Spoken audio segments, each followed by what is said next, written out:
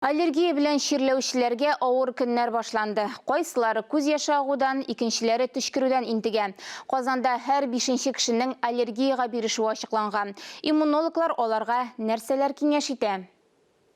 Это, например, Тимофеевка, Овсяница. Бу ампулалар күздән яшь чыгарырга, төшкертергә, йоткыртырга мөмкин. Пробиркаларда Татарстанда яшәүчеләрнең иң киң таралган аллергеннары, үсемлекләрнең бөрләнүе, чәчәк атуы кешеләргә төрлечә тәэсир итә. У нас наступила первая волна полиноза, так называемого сезонного аллергического ринита, конъюнктивита. Это на цветение.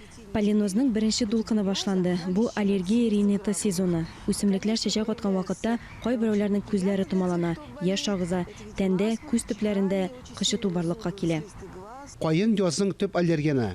Табиблар әйтүенчә, бу агач полинозның иң кискен сәбәпчесе. Чәчәк аткан вакытта җир белән аллергеннар һавага тарала. Появляется насморк, глаза краснеют, кашель. В астму все превращается, если не лечить, и ухудшается вообще в целом состояние. Татарстанда агачлар апрель ахырында чәчәк ата башлый. Ул якынча 20 көн дәвам итә. Тиздән зирәк, шикләвек, имән агачлары активлаша. Бер сервис мәгълүматлары буенча, Татарстан хәзер тузан концентрациясе буенча сары зонада тора. Һава торышын телефон ашуда күзәтергә мөмкин.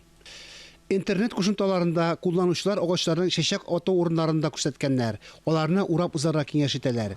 Табиблар аллергиянең иң кызган чагы май башында булыр диләр.